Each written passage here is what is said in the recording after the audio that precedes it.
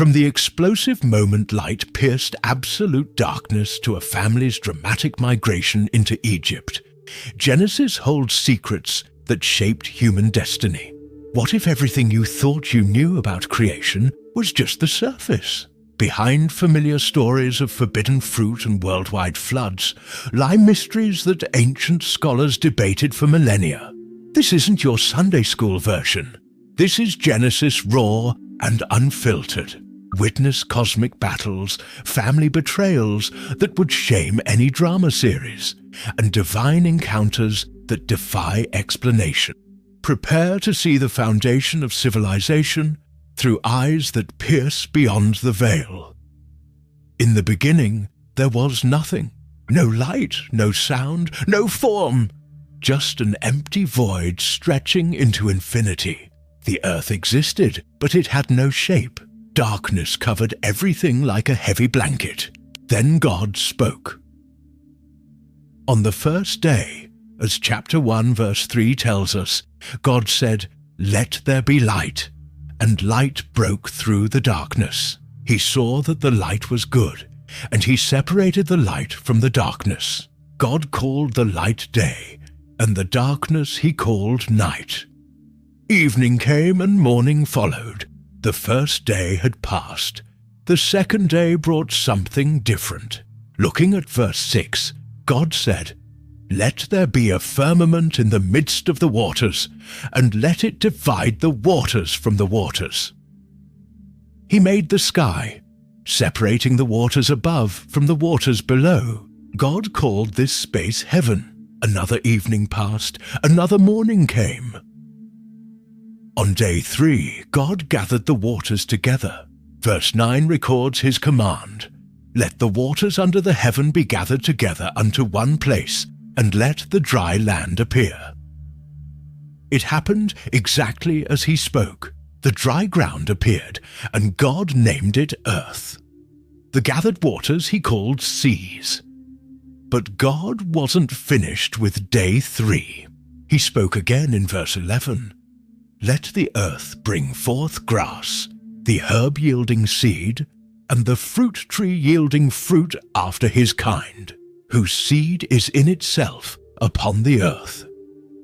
Plants erupted from the soil, every kind of vegetation, each producing seeds according to its own type. Day 4 transformed the heavens. God created lights to separate day from night and to mark seasons, days, and years. Verse 16 explains, God made 2 great lights, the greater light to rule the day, and the lesser light to rule the night. He made the stars also. The sun blazed with power, the moon glowed softly, and countless stars scattered across the darkness. God placed them all in the sky to give light to the earth. The 5th day filled the empty spaces with life. God spoke in verse 20, "Let the waters bring forth abundantly the moving creature that hath life, and fowl that may fly above the earth in the open firmament of heaven." The oceans teemed with fish and sea creatures of every size. Birds took flight, filling the air with wings and songs. God blessed them, saying in verse 22, "Be fruitful and multiply, and fill the waters in the seas, and let fowl multiply in the earth." Day 6 brought the land to life. God said in verse 24, "Let the earth bring forth the living creature after his kind, cattle and creeping thing, and beast of the earth after his kind." Animals walked, crawled, and ran across the earth. Livestock, wild beasts, and everything that moves along the ground. Each creature came forth according to its kind. Then God did something completely different. Verse 26 reveals his plan. "Let us make man in our image, after our likeness, and let them have dominion over the fish of the sea, and over the fowl of the air, and over the cattle, and over all the earth, and over every creeping thing that creepeth upon the earth." God created man in his own image, male and female he made them. He blessed them and told them in verse 28, Be fruitful, and multiply, and replenish the earth, and subdue it, and have dominion over the fish of the sea, and over the fowl of the air, and over every living thing that moveth upon the earth.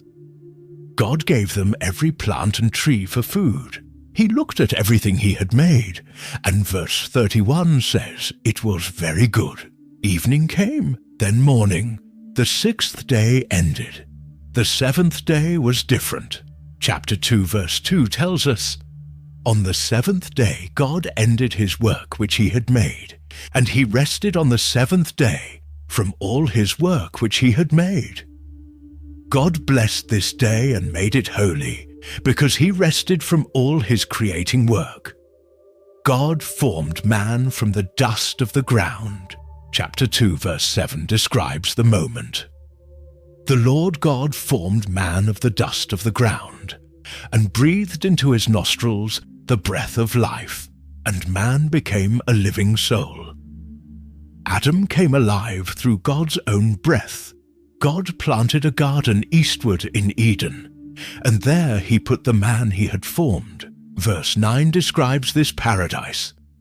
"Out of the ground made the Lord God to grow every tree that is pleasant to the sight, and good for food, the tree of life also in the midst of the garden, and the tree of knowledge of good and evil. A river flowed through Eden to water the garden, then divided into 4 streams: Pison, Gihon, Hiddekel, and Euphrates." God gave Adam a job. Verse 15 says, "The Lord God took the man, and put him into the Garden of Eden to dress it and to keep it." Adam would work the garden and take care of it. Then came an important command. God told him in verse 16, "Of every tree of the garden thou mayest freely eat, but of the tree of the knowledge of good and evil thou shalt not eat of it.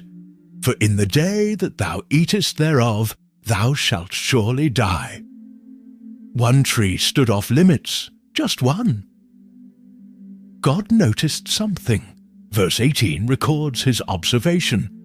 "It is not good that the man should be alone. I will make him an helpmeet for him." God brought every animal and bird to Adam to see what he would name them. Whatever Adam called each creature became its name. He named all the livestock, birds, and wild animals, but none of them was quite right as a companion for him. So God caused a deep sleep to fall on Adam. While he slept, God took one of his ribs and closed up the flesh. Verse 22 explains what happened next. "The rib, which the Lord God had taken from man, made he a woman, and brought her unto the man. When Adam woke up and saw her, he said in verse 23, This is now bone of my bones, and flesh of my flesh. She shall be called woman, because she was taken out of man. They were both naked, but they felt no shame. Now the serpent enters the story. Chapter 3 verse 1 introduces him. Now the serpent was more subtle than any beast of the field which the Lord God had made.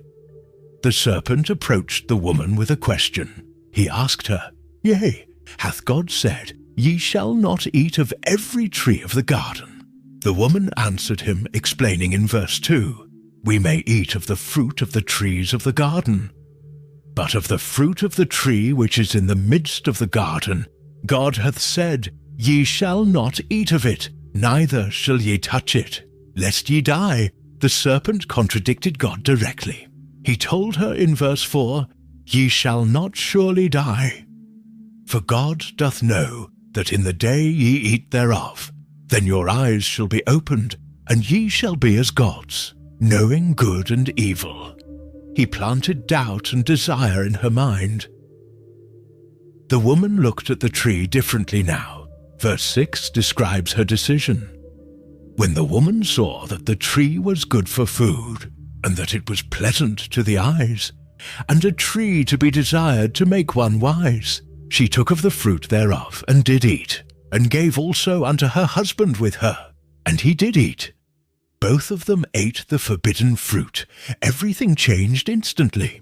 Their eyes opened, and verse 7 says, "They knew that they were naked, and they sewed fig leaves together and made themselves aprons." For the first time they felt shame and tried to cover themselves. They heard God walking in the garden in the cool of the day. Instead of running to meet him, Adam and his wife hid themselves among the trees. God called out, and verse 9 records his question, "Where art thou?" Adam answered from his hiding place. He said in verse 10, "I heard thy voice in the garden, and I was afraid because I was naked, and I hid myself." God asked him, "Who told thee that thou wast naked? Hast thou eaten of the tree, whereof I commanded thee that thou shouldest not eat?" The question hung in the air. Adam pointed blame immediately. Verse 12 shows his response. "The woman whom thou gavest to be with me, she gave me of the tree, and I did eat." He blamed both the woman and God for giving her to him. God turned to the woman and asked what she had done. She also shifted responsibility, saying in verse 13, "The serpent beguiled me, and I did eat." God pronounced judgment on each of them, starting with the serpent. He said in verse 14, "Because thou hast done this, thou art cursed above all cattle, and above every beast of the field. Upon thy belly shalt thou go, and dust shalt thou eat all the days of thy life." He continued in verse 15, speaking of a future conflict, "I will put enmity between thee and the woman, and between thy seed and her seed. It shall bruise thy head, and thou shalt bruise his heel." To the woman God said in verse 16, "I will greatly multiply thy sorrow and thy conception. In sorrow thou shalt bring forth children, and thy desire shall be to thy husband, and he shall rule over thee." Pain would now mark childbirth. Adam heard his sentence in verse 17, "Because thou hast hearkened unto the voice of thy wife, and hast eaten of the tree of which I commanded thee, saying, Thou shalt not eat of it. Cursed is the ground for thy sake. In sorrow shalt thou eat of it all the days of thy life." Thorns and thistles would grow, and he would work hard for food until he returned to the dust from which he came. Adam named his wife Eve because she would become the mother of all living. God made clothes for them from animal skins, the first death to cover their shame. Then God said in verse 22, "Behold, the man is become as one of us, to know good and evil. And now, lest he put forth his hand, and take also of the tree of life and eat, and live forever." He drove them out of Eden. God placed cherubims at the east of the garden, with a flaming sword turning every direction to guard the way to the tree of life. Adam knew Eve, and she conceived. Chapter 4 verse 1 says, "She bare Cain and said, I have gotten a man from the Lord." She gave birth again to his brother Abel. Abel kept sheep, while Cain worked the soil.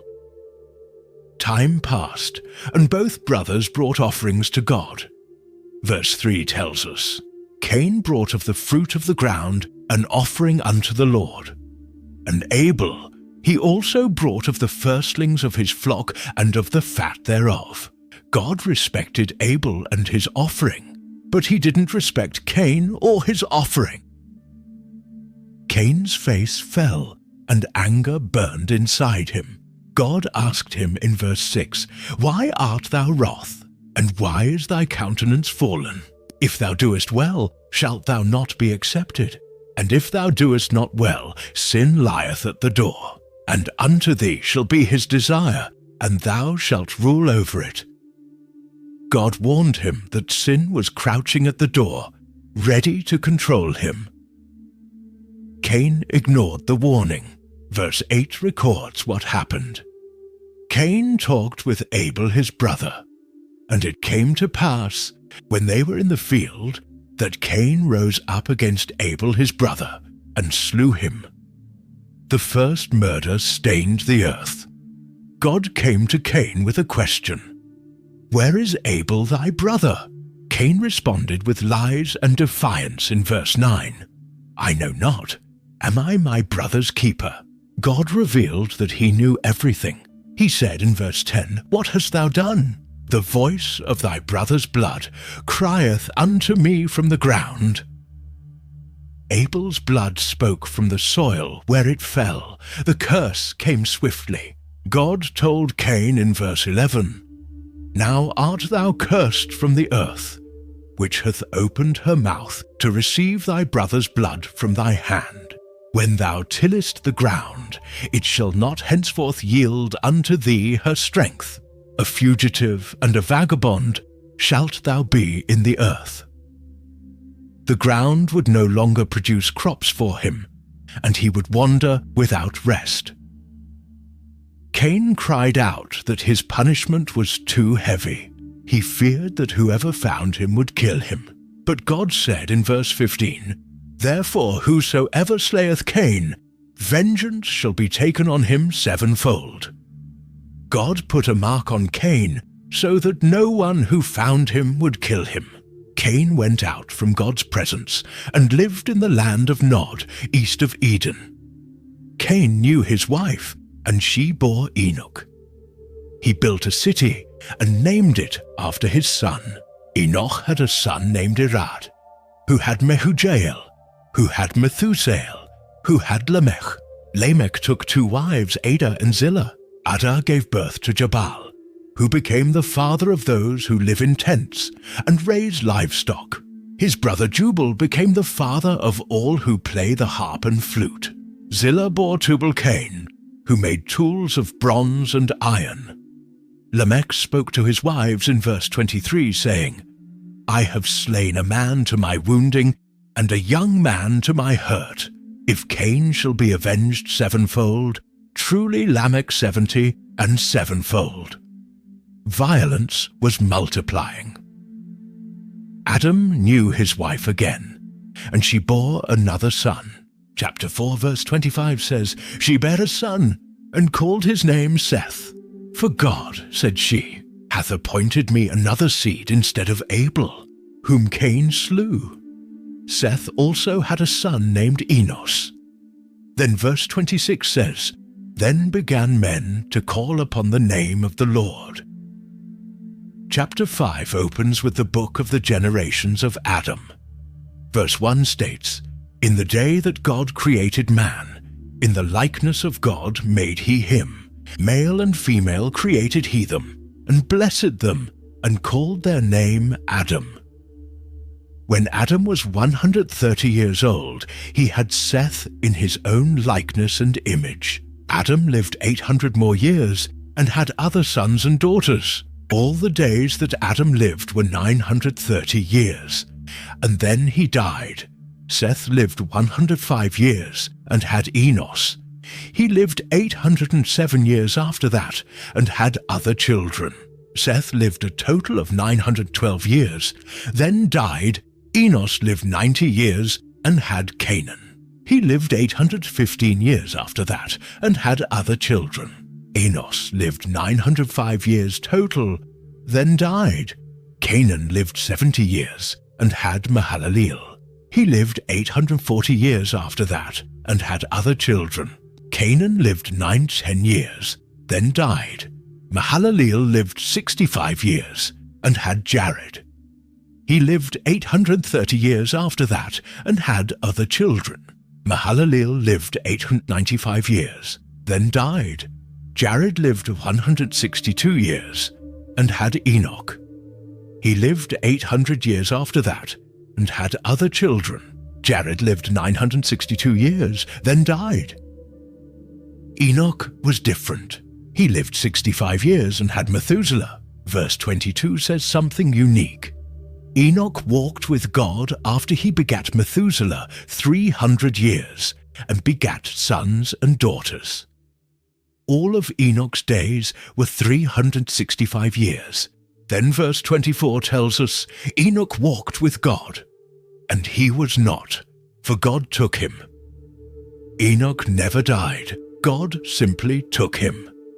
Methuselah lived 187 years and had Lamech.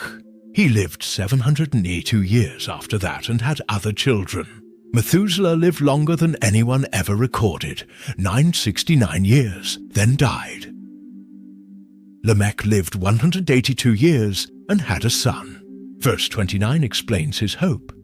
He called his name Noah, saying, "This same shall comfort us concerning our work and toil of our hands, because of the ground which the Lord hath cursed."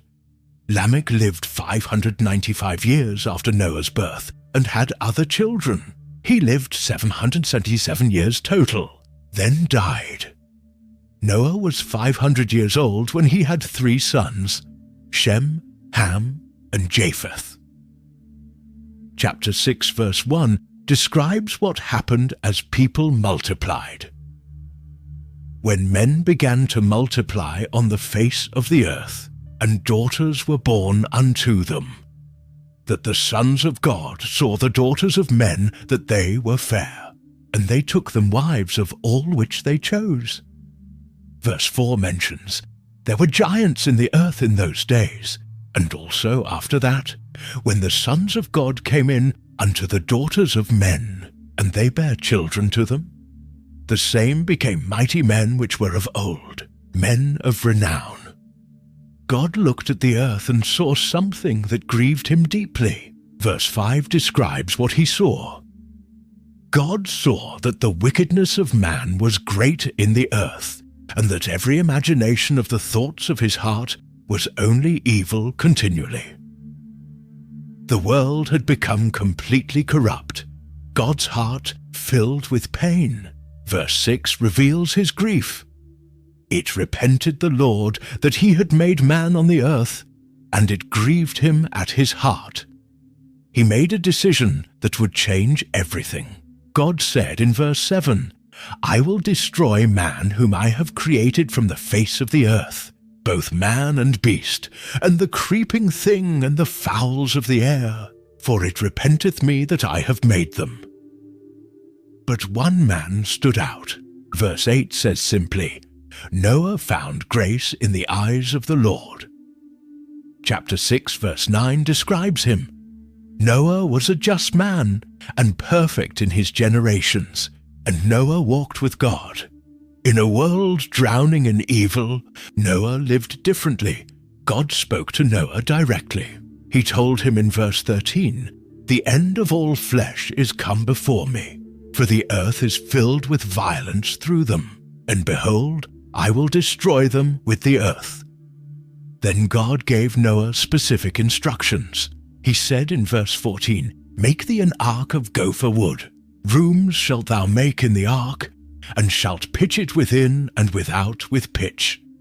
The measurements were precise. Verse 15 continues, "The length of the ark shall be 300 cubits, the breadth of it 50 cubits, and the height of it 30 cubits.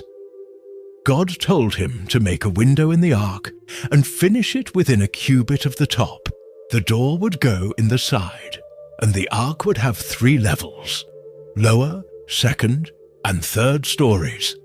God explained why in verse 17, "Behold, I, even I, do bring a flood of waters upon the earth, to destroy all flesh, wherein is the breath of life from under heaven, and everything that is in the earth shall die." Everything with breath would perish, but God made a covenant with Noah.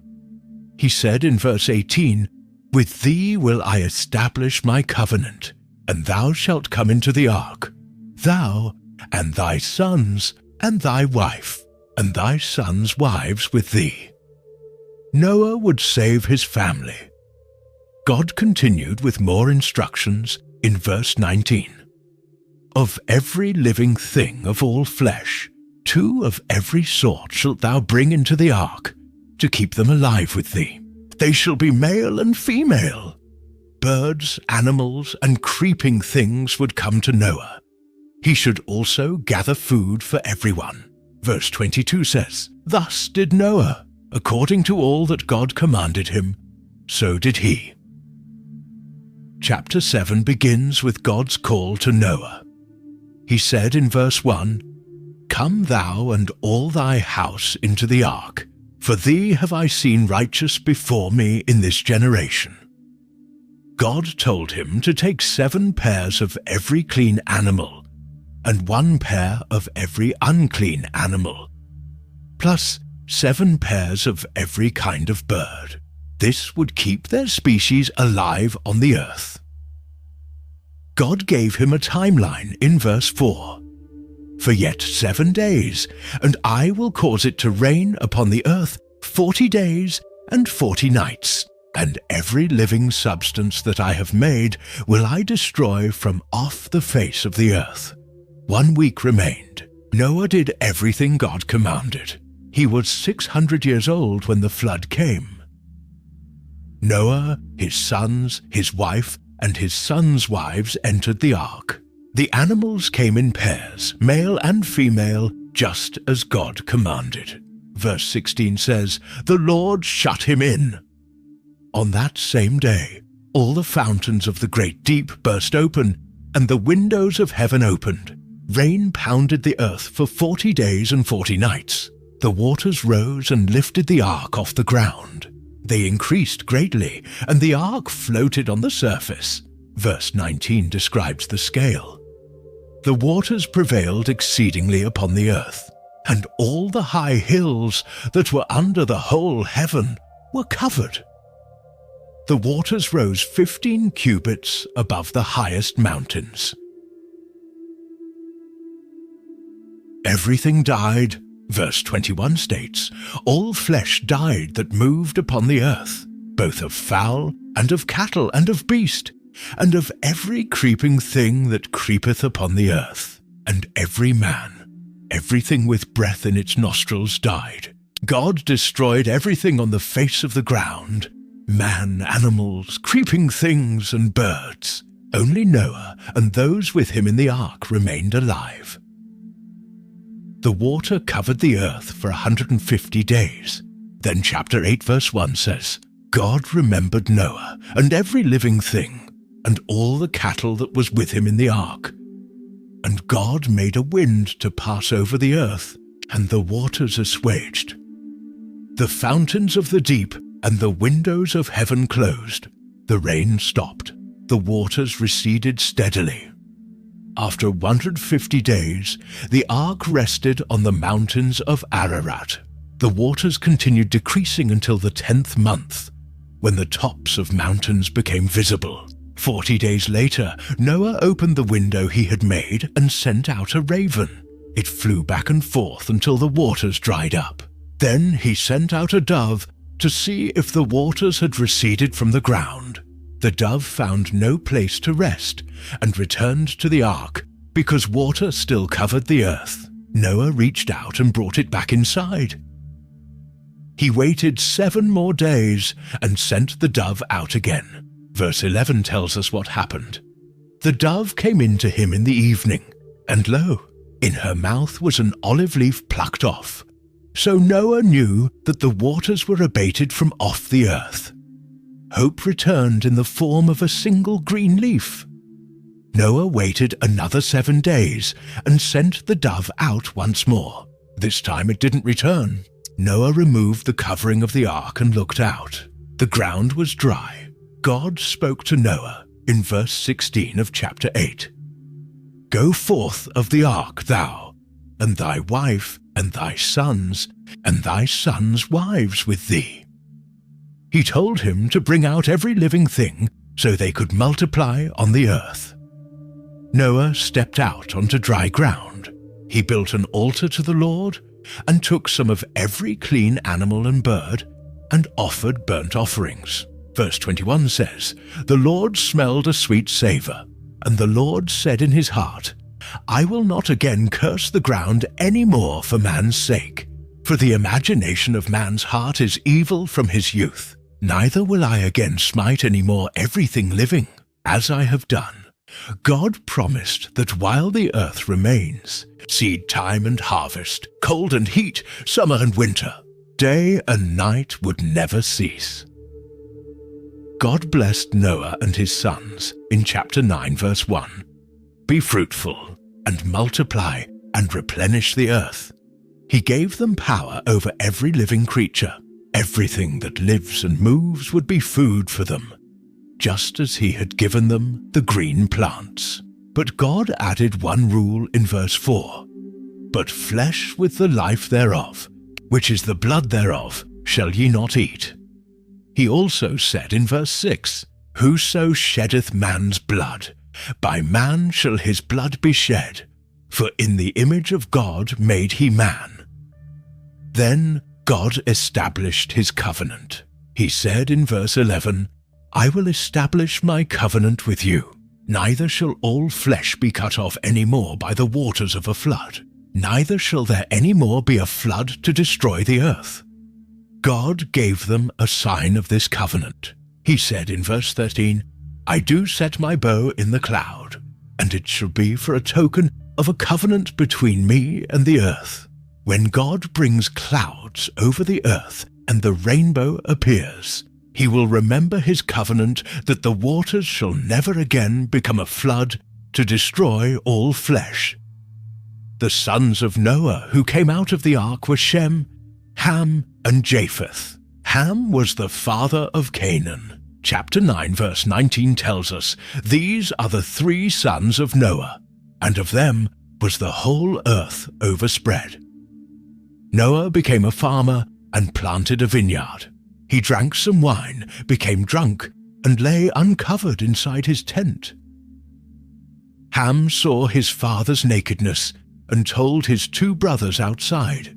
Shem and Japheth took a garment, laid it on both their shoulders, walked backward, and covered their father without looking at him. When Noah woke up and learned what Ham had done, he said in verse 25, Cursed be Canaan, a servant of servants shall he be unto his brethren.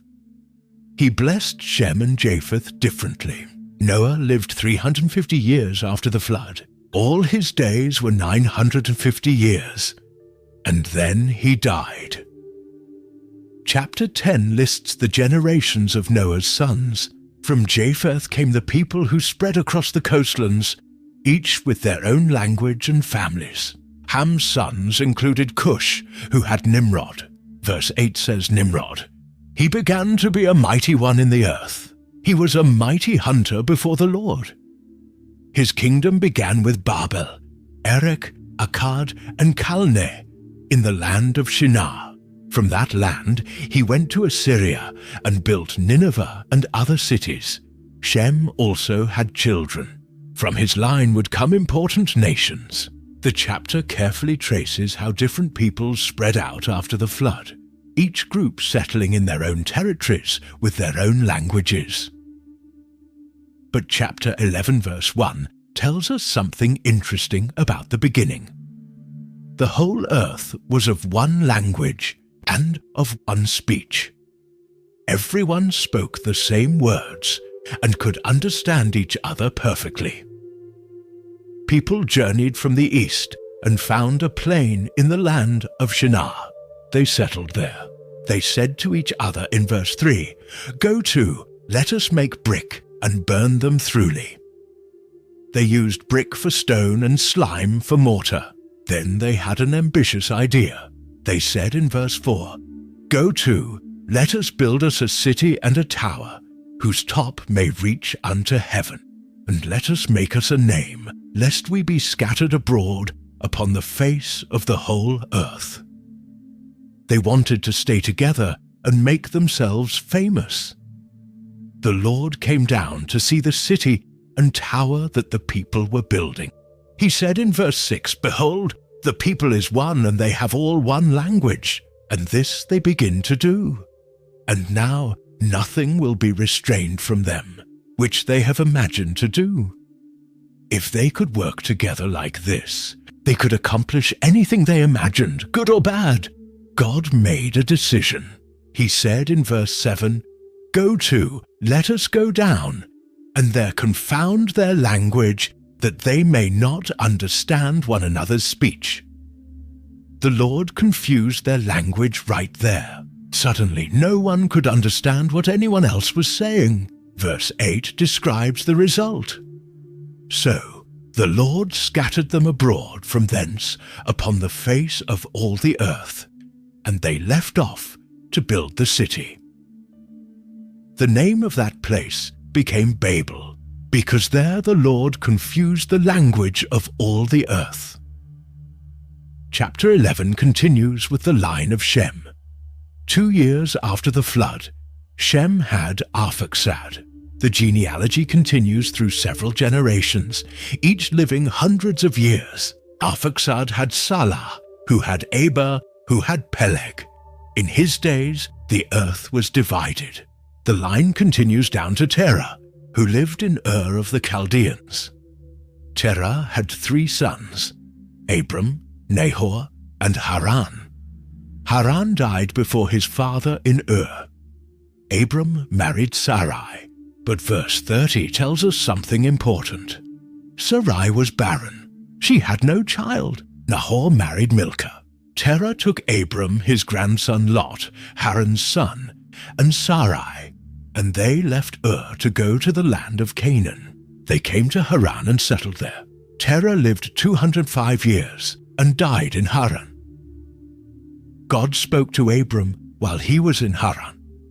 Chapter 12 verse 1 records his command, "Get thee out of thy country, and from thy kindred, and from thy father's house, unto a land that I will show thee." God asked Abram to leave everything familiar for a destination he hadn't revealed yet. God made stunning promises in verse 2. "I will make of thee a great nation, and I will bless thee, and make thy name great, and thou shalt be a blessing. And I will bless them that bless thee, and curse him that curseth thee, and in thee shall all families of the earth be blessed." Abram would become the father of a great nation. Abram obeyed. He was 75 years old when he left Haran with Sarai his wife, Lot his nephew, and all their possessions. They arrived in Canaan. The Lord appeared to Abram and said in verse 7, "Unto thy seed will I give this land." Abram built an altar there. Famine struck the land, so Abram went to Egypt. As they approached, fear gripped him. He told Sarai to say she was his sister, so the Egyptians wouldn't kill him. When they entered Egypt, Pharaoh's princes saw Sarai's beauty and took her into Pharaoh's house. God struck Pharaoh with plagues because of her. Pharaoh discovered the deception and sent them away. Chapter 13 opens with Abram leaving Egypt, very rich in cattle, silver, and gold. Lot also had flocks and herds.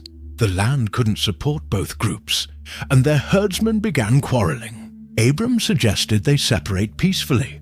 He told Lot in verse 9, "Is not the whole land before thee? Separate thyself, I pray thee, from me. If thou wilt take the left hand, then I will go to the right. Or if thou depart to the right hand, then I will go to the left." Lot looked around and saw the well-watered plain of Jordan. It looked perfect, like paradise. He chose the entire plain and moved his tent toward Sodom. Verse 13 adds, "The men of Sodom were wicked and sinners before the Lord exceedingly." After Lot left, God told Abram to look north, south, east, and west. He said in verse 15, "For all the land which thou seest, to thee will I give it, and to thy seed forever. And I will make thy seed as the dust of the earth, so that if a man can number the dust of the earth, then shall thy seed also be numbered." Chapter 14 describes a war between kings. 4 kings fought 5 in the valley of Siddim. The 5 lost, and the 4 took all the goods of Sodom and Gomorrah, including Lot. When Abram heard his relative was captured, he armed 318 trained servants and pursued the kings. He attacked at night, defeated them, and brought back Lot, the goods, and all the people. Melchizedek, king of Salem and priest of God Most High, brought bread and wine and blessed Abram. Abram gave him 1/10 of everything. The king of Sodom offered Abram the goods, but Abram refused, saying in verse 23, I will not take from a thread even to a shoe latchet, and that I will not take anything that is thine, lest thou shouldest say, I have made Abram rich. After this, God spoke to Abram in a vision.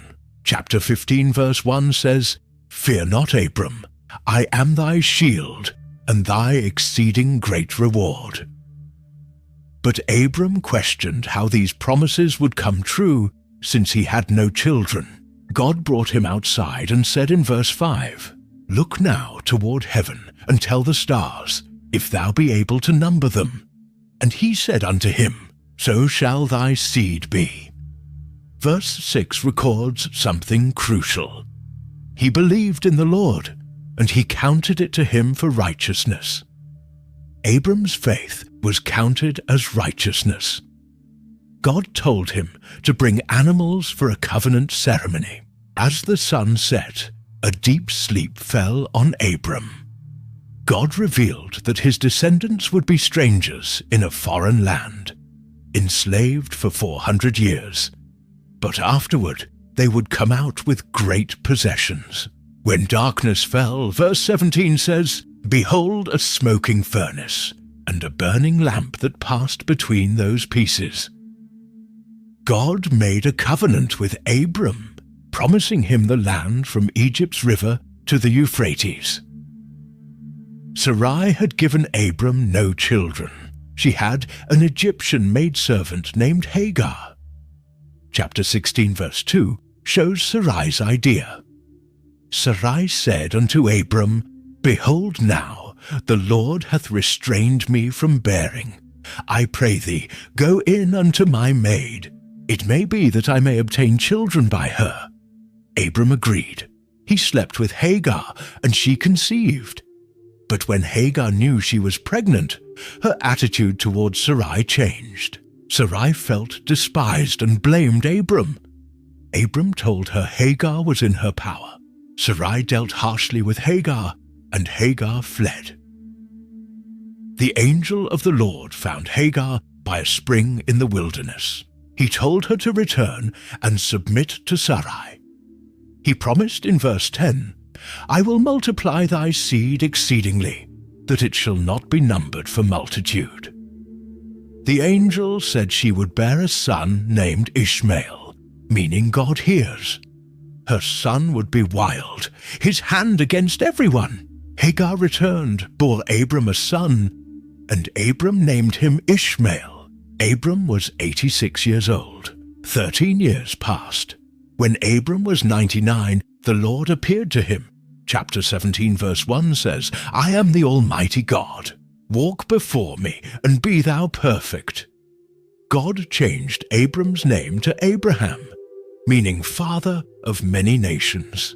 He promised to make nations and kings come from him. God established his covenant in verse 7. I will establish my covenant between me and thee, and thy seed after thee in their generations, for an everlasting covenant, to be a God unto thee, and to thy seed after thee. The sign would be circumcision. Every male 8 days old must be circumcised. God also changed Sarai's name to Sarah. He promised in verse 16, I will bless her, and give thee a son also of her. Yea, I will bless her, and she shall be a mother of nations. Kings of people shall be of her. Abraham fell on his face and laughed. How could a 100-year-old man have a child with a 90-year-old woman? He asked God to bless Ishmael instead. But God was clear in verse 19. Sarah thy wife shall bear thee a son indeed, and thou shalt call his name Isaac. And I will establish my covenant with him for an everlasting covenant, and with his seed after him. God would bless Ishmael and make him a great nation, but his covenant would be with Isaac. That same day, Abraham circumcised himself, Ishmael, and all the males in his household. Chapter 18 brings 3 visitors. The Lord appeared to Abraham by the oaks of Mamre. Abraham saw 3 men, ran to meet them, and offered hospitality.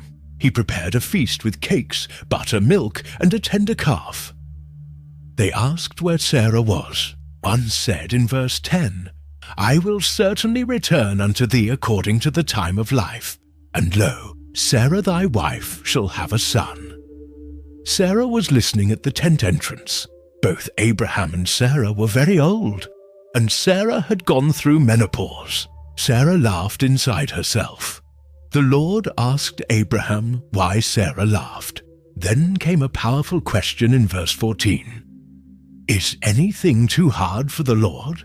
At the time appointed, I will return unto thee, according to the time of life, and Sarah shall have a son."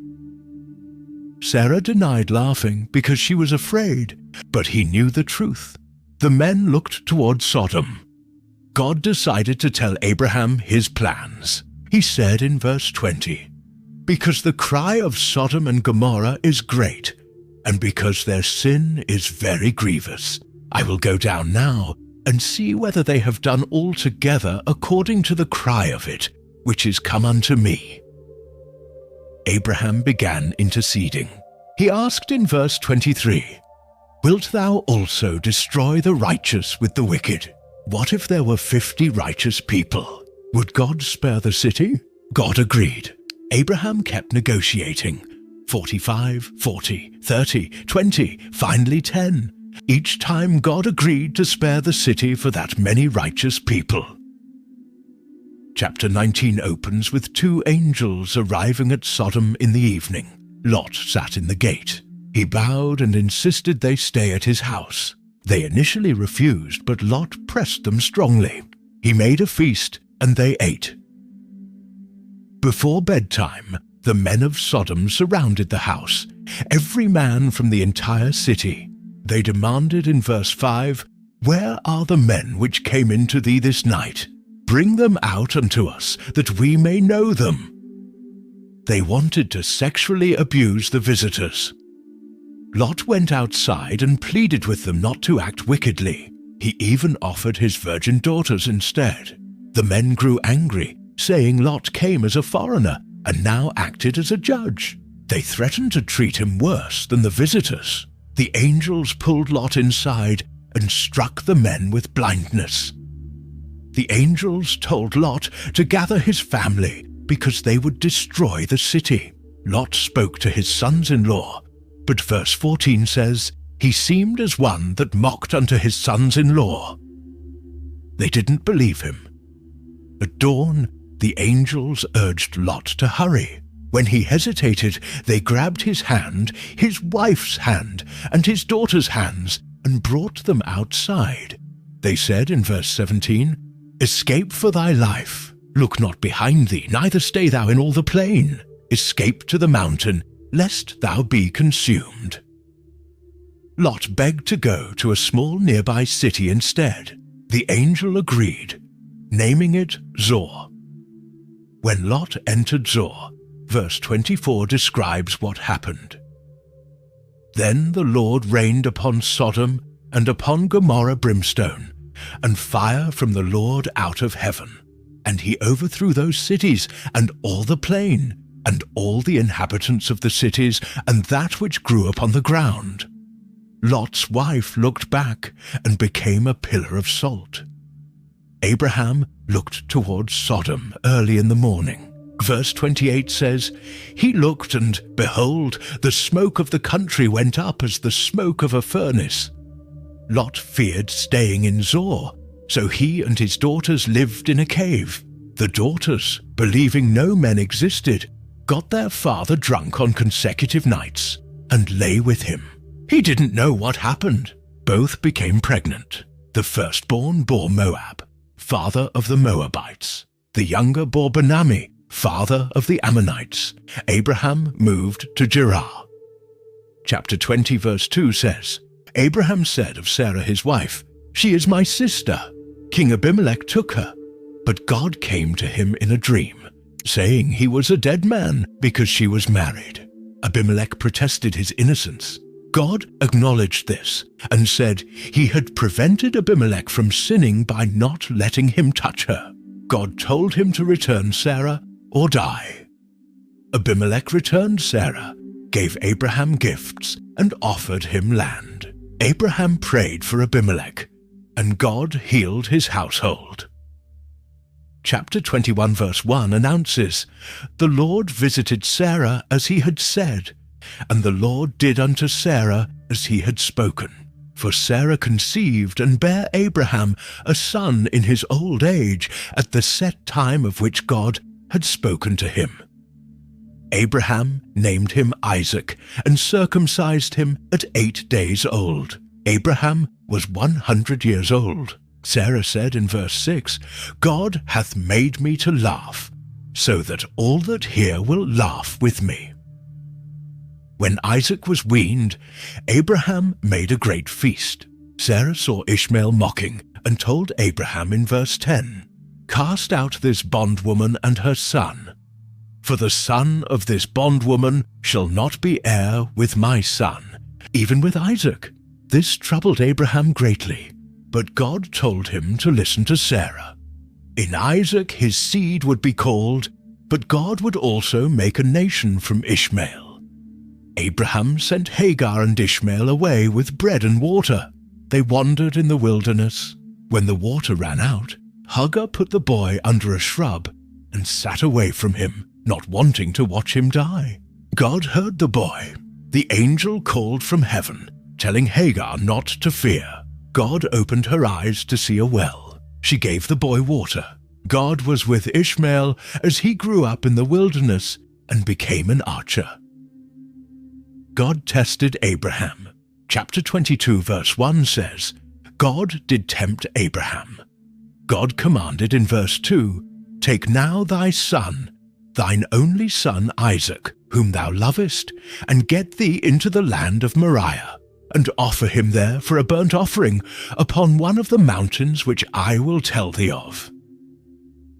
Abraham rose early, took 2 servants and Isaac, split wood, and travelled 3 days. He told the servants to wait while he and Isaac went to worship, saying in verse 5, I and the lad will go yonder and worship, and come again to you. He said they would both return. Abraham laid the wood on Isaac. Isaac asked in verse 7, Behold the fire and the wood, but where is the lamb for a burnt offering? Abraham answered, My son, God will provide himself a lamb for a burnt offering. At the place God showed him, Abraham built an altar, arranged wood, bound Isaac, laid him on the altar, and stretched out his hand with the knife. The angel called from heaven, Abraham, Abraham.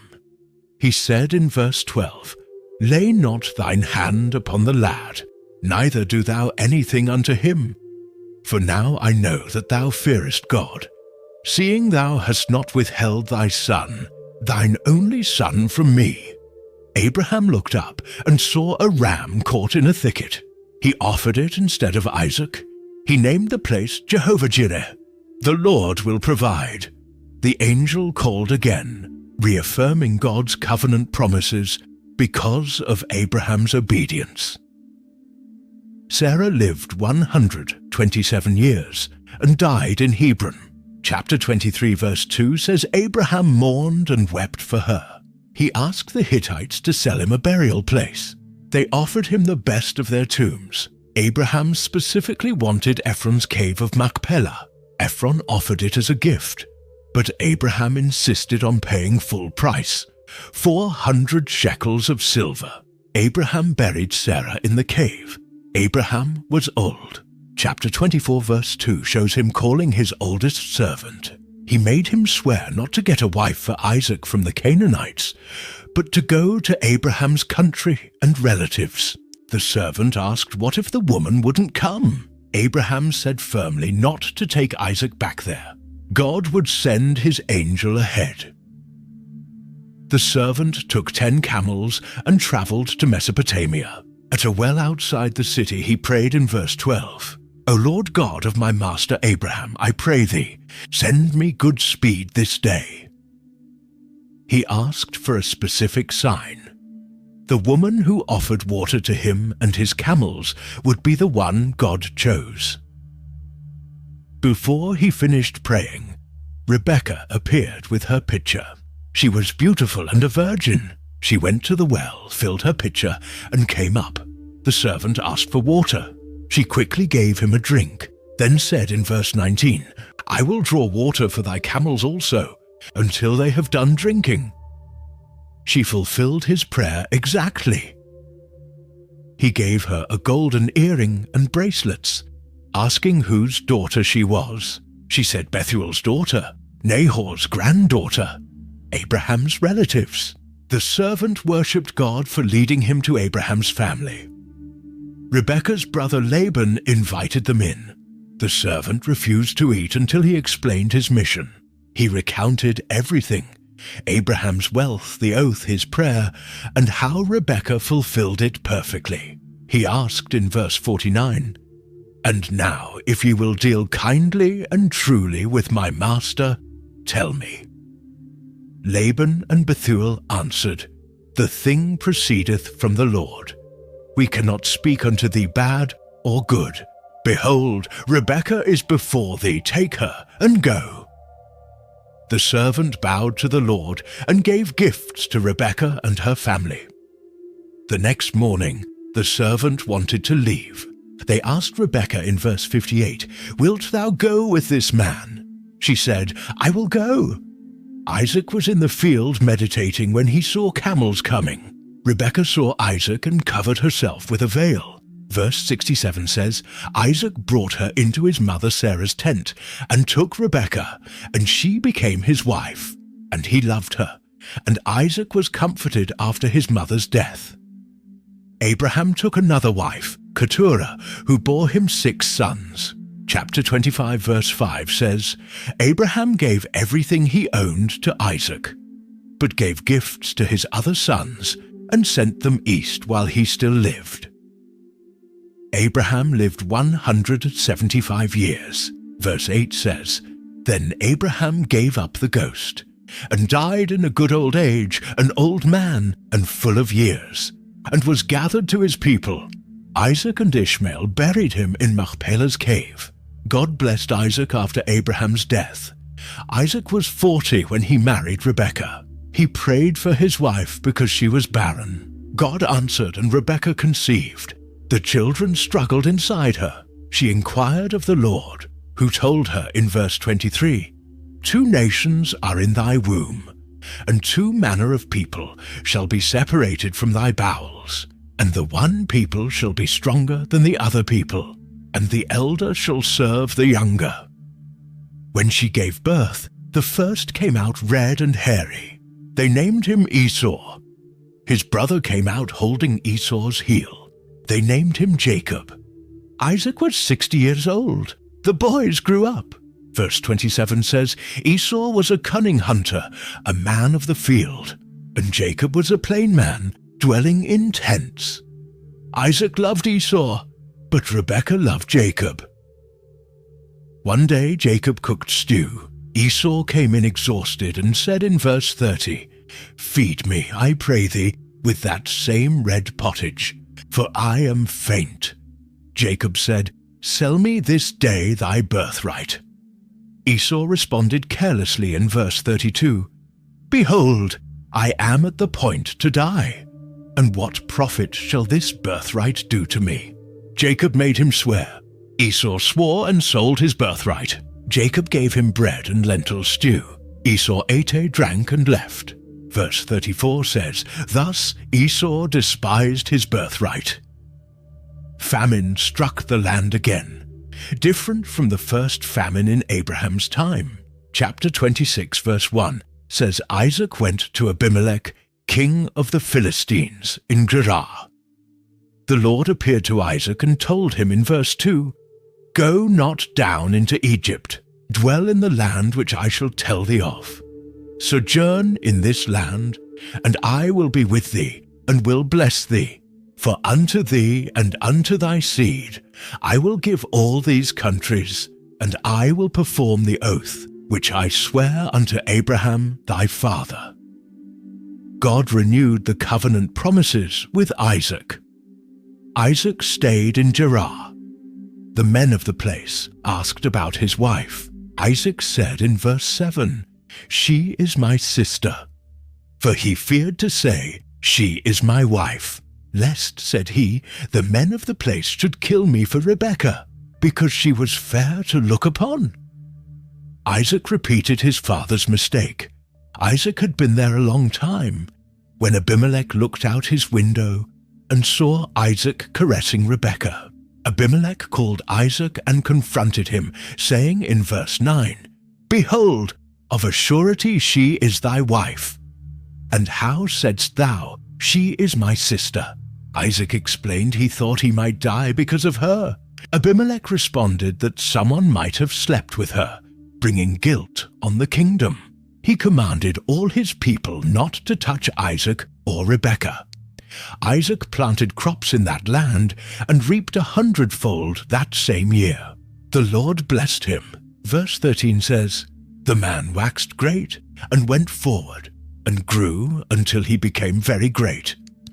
For he had possession of flocks and possession of herds and great store of servants, and the Philistines envied him." His wealth grew so much that the Philistines became jealous. The Philistines stopped up all the wells that Abraham's servants had dug, filling them with earth. Abimelech told Isaac in verse 16, "Go from us, for thou art much mightier than we." Isaac departed and camped in the valley of Gerar. Isaac reopened the wells his father's servants had dug, which the Philistines had stopped up after Abraham died. He called them by the same names his father had given them. Isaac's servants dug in the valley and found a well of springing water. But the herdsmen of Gerar argued with Isaac's herdsmen, claiming the water was theirs. He named that well Esek, meaning contention. They dug another well, and they quarreled over that one too. Isaac called it Sitnah, meaning hatred. He moved from there and dug another well. They didn't quarrel over this one, so he named it Rehoboth, saying in verse 22, "For now the Lord hath made room for us, and we shall be fruitful in the land." Isaac went to Beersheba. The Lord appeared to him that night and said in verse 24, "I am the God of Abraham thy father. Fear not, for I am with thee, and will bless thee, and multiply thy seed for my servant Abraham's sake." Isaac built an altar there, called on the Lord's name, pitched his tent, and his servants dug a well. Abimelech came from Gerar with Ahuzzath his adviser, and Phicol his army commander. Isaac asked them in verse 27, "Wherefore come ye to me, seeing ye hate me, and have sent me away from you?" They answered that they clearly saw the Lord was with Isaac. They wanted to make a covenant that neither would harm the other. Isaac made them a feast, and they ate and drank. Early in the morning they swore an oath to each other. Isaac sent them away in peace. That same day, Isaac's servants told him about the well they had dug, saying they had found water. He called it Sheba, and the city's name became Beersheba. When Esau was 40 years old, he married Judith and Bashemath, both Hittite women. Verse 35 says, "Which were a grief of mind unto Isaac and to Rebekah." His parents were deeply troubled by these marriages. Isaac grew old, and his eyes became so dim he couldn't see. Chapter 27 verse 1 shows him calling Esau his older son. He said, "Behold now, I am old, I know not the day of my death. Now therefore take, I pray thee, thy weapons, thy quiver and thy bow, and go out to the field, and take me some venison, and make me savory meat, such as I love, and bring it to me, that I may eat, that my soul may bless thee before I die." Isaac wanted to bless Esau before dying. Rebekah heard Isaac speaking to Esau. When Esau went to the field to hunt, she spoke to Jacob, saying in verse 6, "Behold, I heard thy father speak unto Esau thy brother, saying, Bring me venison, and make me savory meat, that I may eat, and bless thee before the Lord before my death. Now therefore, my son, obey my voice, according to that which I command thee." She told Jacob to get 2 good young goats, so she could make savory food for Isaac. Jacob would bring it to his father to receive the blessing instead of Esau. Jacob protested in verse 11, "Behold, Esau my brother is a hairy man, and I am a smooth man. My father peradventure will feel me, and I shall seem to him as a deceiver, and I shall bring a curse upon me, and not a blessing." He feared getting caught. Rebekah told him in verse 13, "Upon me be thy curse, my son. Only obey my voice, and go fetch me them." She took responsibility for any curse. Jacob brought the goats, and Rebekah prepared savory food. She took Esau's best clothes and put them on Jacob. She covered Jacob's hands and the smooth part of his neck with goat skins. Jacob went to his father with the food. He said, "My father," and he said, "Here am I. Who art thou, my son?" Jacob lied directly, saying in verse 19, "I am Esau thy firstborn. I have done according as thou badest me. Arise, I pray thee, sit, and eat of my venison, that thy soul may bless me." Isaac asked how he found it so quickly. Jacob answered, "Because the Lord thy God brought it to me." Isaac told him to come near, so he could feel him and know whether he was really Esau. Jacob went near. Isaac felt him and said in verse 22, "The voice is Jacob's voice, but the hands are the hands of Esau." The goatskins worked. Isaac asked again, "Art thou my very son, Esau?" Jacob said, "I am." Isaac told him to bring the food. Jacob brought it, and Isaac ate. He brought wine, and Isaac drank. Then Isaac said, "Come near now, and kiss me, my son." Jacob came near and kissed him. Isaac smelled his clothes and blessed him, saying in verse 27, "See, the smell of my son is as the smell of a field which the Lord hath blessed. Therefore God, give thee of the dew of heaven, and the fatness of the earth, and plenty of corn and wine. Let people serve thee, and nations bow down to thee. Be Lord over thy brethren, and let thy mother's sons bow down to thee. Cursed be every one that curseth thee, and blessed be he that blesseth thee." As soon as Isaac finished blessing Jacob, and Jacob left, Esau came in from hunting. He also made savory food, and brought it to his father, saying in verse 31, "Let my father arise, and eat of his son's venison, that thy soul may bless me." Isaac asked, "Who art thou?" Esau answered, "I am thy son, thy firstborn Esau." Isaac trembled violently, and said in verse 33, Where is he that hath taken venison, and brought it me? And I have eaten of all before thou camest, and have blessed him. Yea, and he shall be blessed. The blessing couldn't be taken back. When Esau heard his father's words, verse 34 says he cried with a great and exceeding bitter cry, and said, "Bless me, even me also, O my father." Isaac told him his brother came with deceit and took his blessing. Esau said bitterly, "Is not he rightly named Jacob? For he hath supplanted me these 2 times. He took away my birthright, and behold, now he hath taken away my blessing." Esau begged for a blessing. Isaac said he had made Jacob master over him, and given him grain and wine. What could he do for Esau? Esau pleaded, "Hast thou but one blessing, my father? Bless me, even me also, O my father."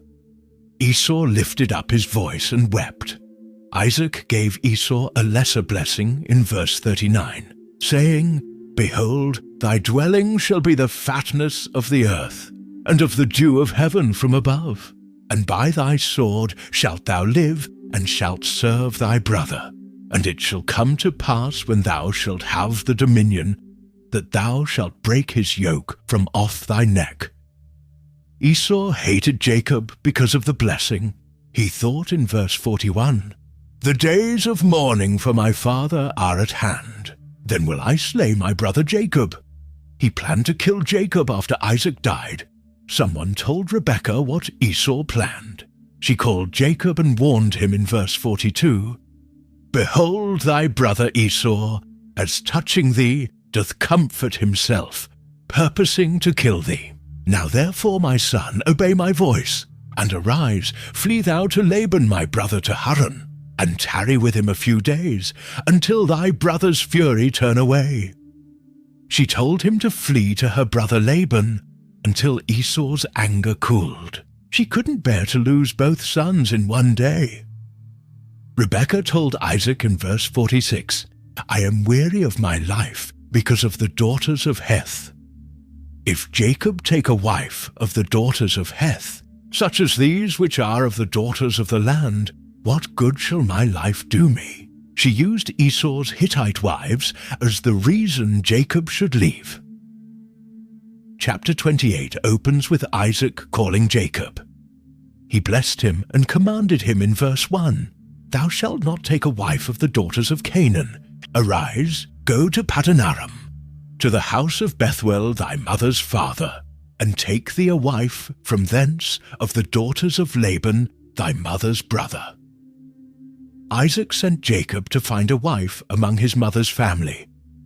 Isaac blessed Jacob again, saying in verse 3, "God Almighty bless thee, and make thee fruitful, and multiply thee, that thou mayest be a multitude of people, and give thee the blessing of Abraham, to thee and to thy seed with thee, that thou mayest inherit the land wherein thou art a stranger, which God gave unto Abraham." He passed Abraham's blessing to Jacob. Jacob obeyed his parents and went toward Padanaram. When Esau saw that Isaac blessed Jacob and sent him away with the command not to marry a Canaanite woman, and that Jacob obeyed, Esau realized his Canaanite wives displeased his father. So Esau went to Ishmael and married Mahalath, the daughter of Ishmael and sister of Nebajoth, in addition to his other wives. Jacob left Beersheba and traveled toward Haran. He came to a certain place and stayed there for the night because the sun had set. He took one of the stones, put it under his head and lay down to sleep. He dreamed. Verse 12 describes his vision. "Behold, a ladder set up on the earth, and the top of it reached to heaven. And behold, the angels of God ascending and descending on it. Above the ladder stood the Lord, who said in verse 13, I am the Lord God of Abraham thy father, and the God of Isaac. The land whereon thou liest, to thee will I give it, and to thy seed, and thy seed shall be as the dust of the earth, and thou shalt spread abroad to the west, and to the east, and to the north, and to the south. And in thee and in thy seed shall all the families of the earth be blessed.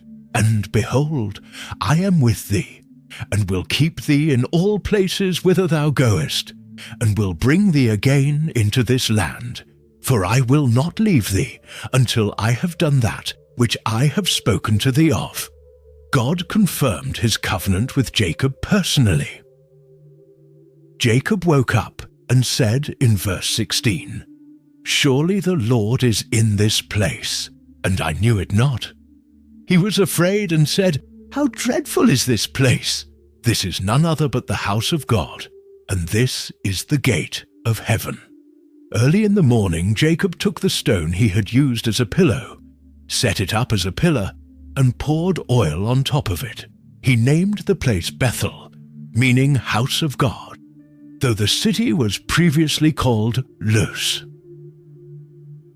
Jacob made a vow in verse 20, saying, "If God will be with me, and will keep me in this way that I go, and will give me bread to eat, and raiment to put on, so that I come again to my father's house in peace, then shall the Lord be my God.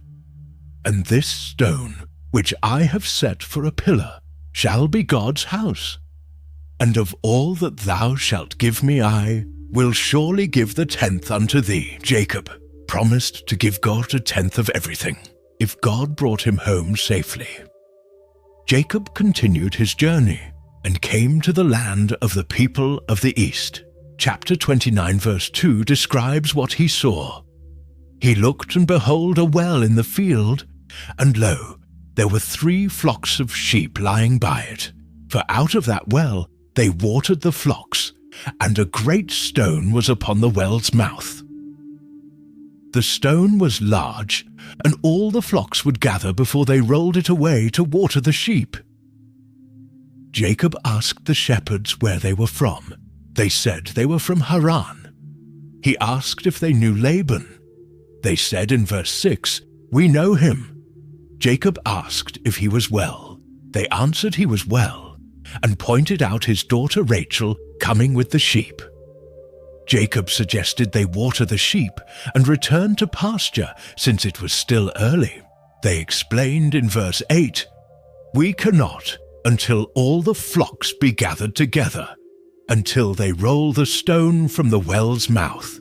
Then we water the sheep." It was their custom to wait. While Jacob talked with them, Rachel arrived with her father's sheep because she was a shepherdess. When Jacob saw Rachel, his mother's brother's daughter, and Laban's sheep, something stirred in him. Verse 10 says, "Jacob went near and rolled the stone from the well's mouth, and watered the flock of Laban, his mother's brother." Jacob single-handedly moved the stone that normally required multiple shepherds. Jacob kissed Rachel and wept aloud. He told Rachel he was her father's relative, Rebekah's son.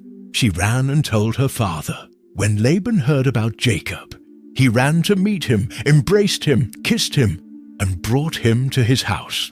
Jacob told Laban everything that had happened. Laban said in verse 14, "Surely thou art my bone and my flesh." Jacob stayed with him for a month. Laban had 2 daughters. Verse 16 says, "The name of the elder was Leah, and the name of the younger was Rachel." Verse 17 describes them. "Leah was tender-eyed, but Rachel was beautiful and well-favored." Jacob loved Rachel. After Jacob worked for a month, Laban said in verse 15, "Because thou art my brother, shouldest thou therefore serve me for naught? Tell me, what shall thy wages be?" Jacob answered in verse 18, "I will serve thee 7 years for Rachel, thy younger daughter." Laban agreed, saying it was better to give her to Jacob than to another man. Jacob served 7 years for Rachel. Verse 20 says, "They seemed unto him but a few days, for the love he had to her." His love made the time pass quickly. When the 7 years ended, Jacob said to Laban in verse 21, "Give me my wife, for my days are fulfilled, that I may go in unto her." Laban gathered all the people and made a feast. But that evening, verse 23 reveals Laban's deception. He took Leah his daughter and brought her to him, and he went in unto her. Laban gave his maid Zilpah to Leah as a servant. When morning came, verse 25 says, "Behold, it was Leah." Jacob had been tricked. He confronted Laban, asking, "What is this thou hast done unto me? Did not I serve with thee for Rachel? Wherefore then hast thou beguiled me?" Laban explained in verse 26, "It must not be so done in our country, to give the younger before the firstborn. Fulfill her week, and we will give thee this also for the service which thou shalt serve with me, yet 7 other years." Their custom required the older daughter to marry first. Laban offered Rachel too, if Jacob would work another 7 years. Jacob agreed. He completed Leah's bridal week, and Laban gave him Rachel. Laban gave his maid Bilhah to Rachel as a servant. Jacob went into Rachel also. Verse 30 says, "He loved also Rachel more than Leah, and served with him yet 7 other years. The Lord saw that Leah was unloved, so he opened her womb, but Rachel was barren. Leah conceived and bore a son. She named him Reuben, saying in verse 32, 'Surely the Lord hath looked upon my affliction. Now therefore my husband will love me.' She conceived again and bore a son, naming him Simeon, saying, 'The Lord heard she was hated.' She conceived again and bore a third son, naming him Levi, saying in verse 34, 'Now this time will my husband be joined unto me, because I have borne him 3 sons.' She conceived again and bore a 4th son, naming him Judah, saying she would praise the Lord." Chapter 30 opens with Rachel's jealousy.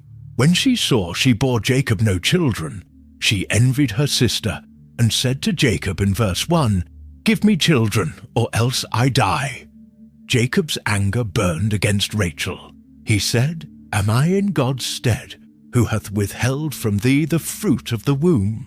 Rachel gave her maid Bilhah to Jacob as a wife, saying in verse 3, "Behold my maid Bilhah, go in unto her, and she shall bear upon my knees, that I may also have children by her."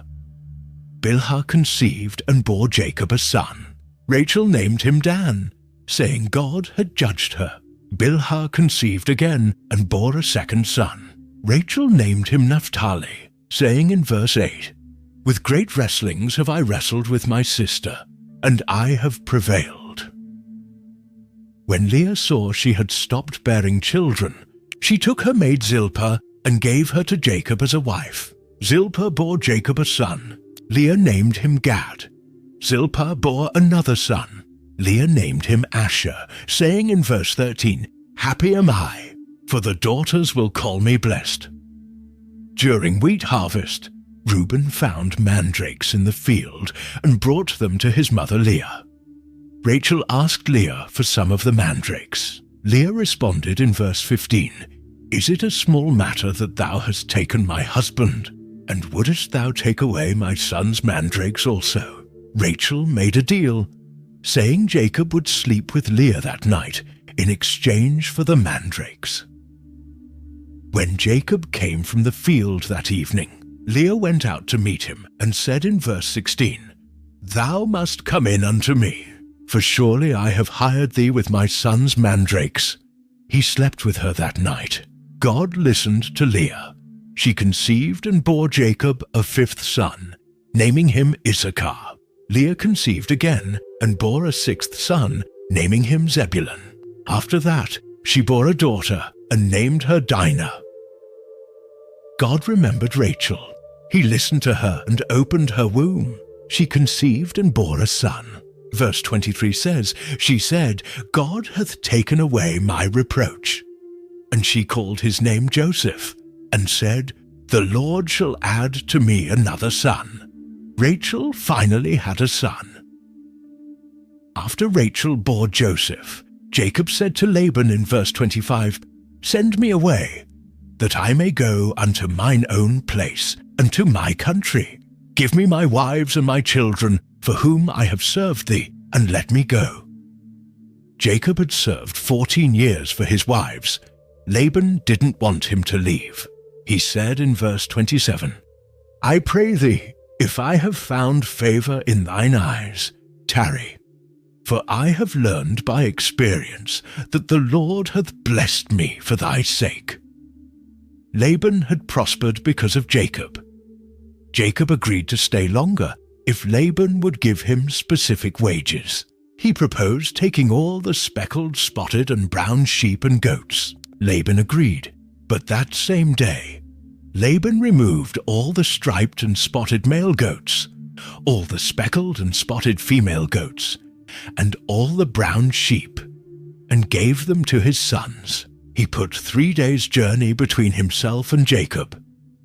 Jacob took fresh branches from trees, peeled white streaks in them, and set them in the watering troughs where the flocks came to drink. The flocks bred when they came to drink.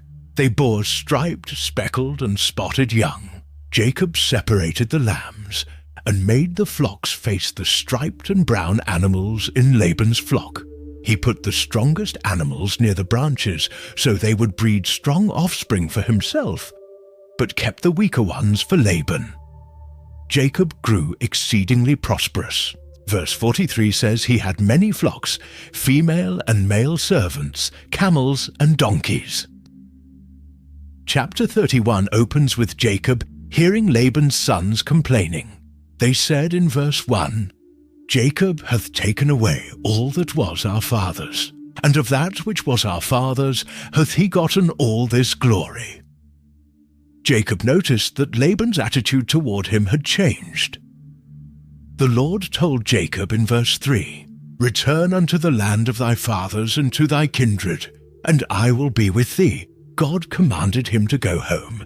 Jacob called Rachel and Leah to the field and explained everything, how their father had cheated him, changing his wages 10 times, but God hadn't let Laban harm him.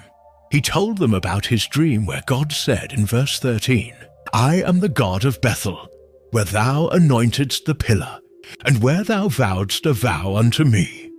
Now arise, get thee out from this land, and return unto the land of thy kindred." Rachel and Leah answered in verse 14, "Is there yet any portion or inheritance for us in our father's house? Are we not counted of him strangers? For he hath sold us, and hath quite devoured also our money." They agreed to leave. Jacob rose up, set his sons and wives on camels, took all his livestock and possessions, and fled toward Canaan. Laban had gone to shear his sheep. While he was away, Rachel stole her father's household idols.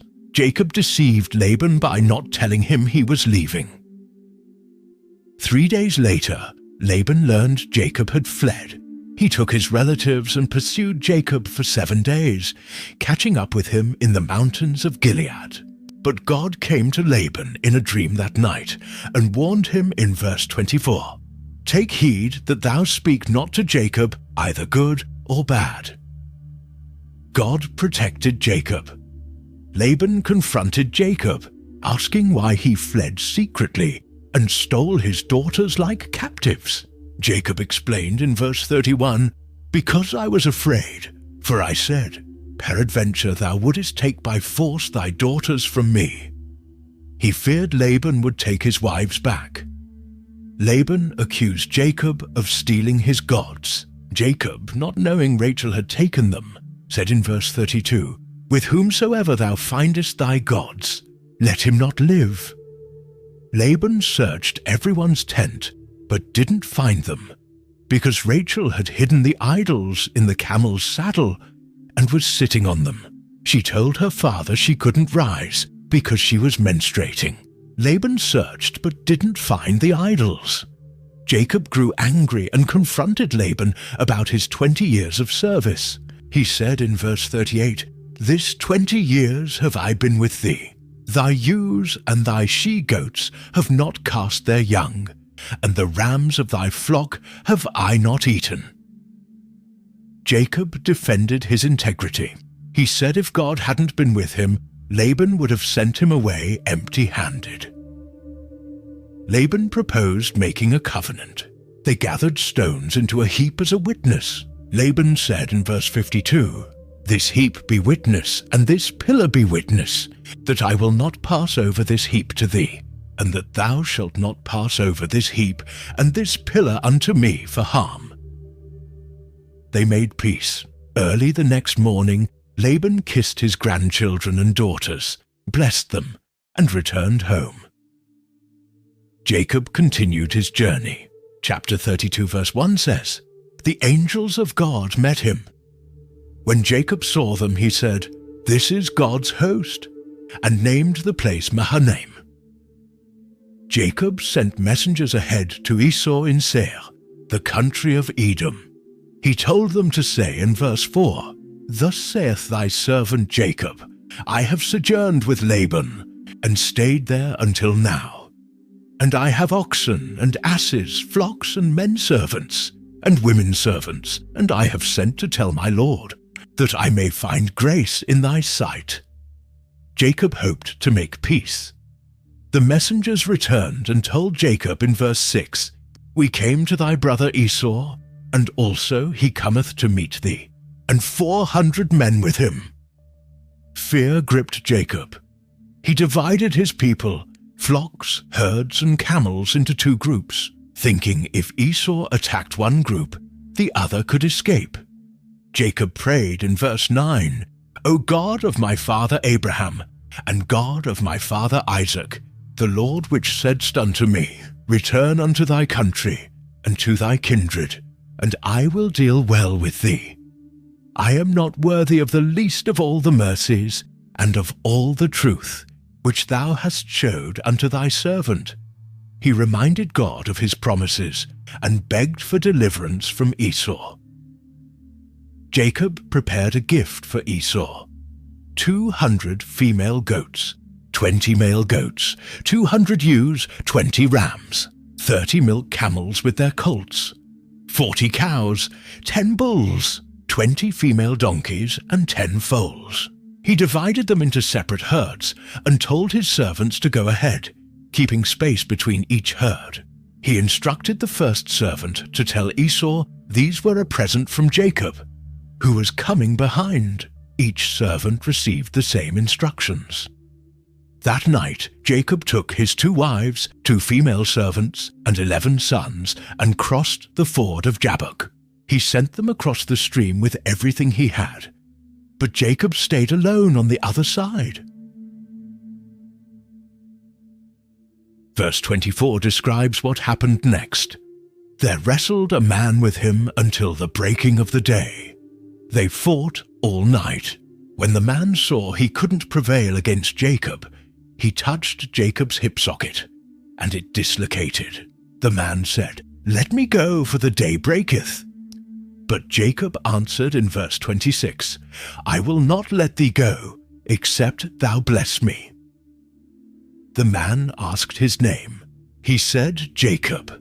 The man said in verse 28, "Thy name shall be called no more Jacob, but Israel. For as a prince hast thou power with God and with men, and hast prevailed."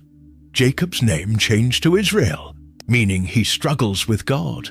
Jacob asked the man's name.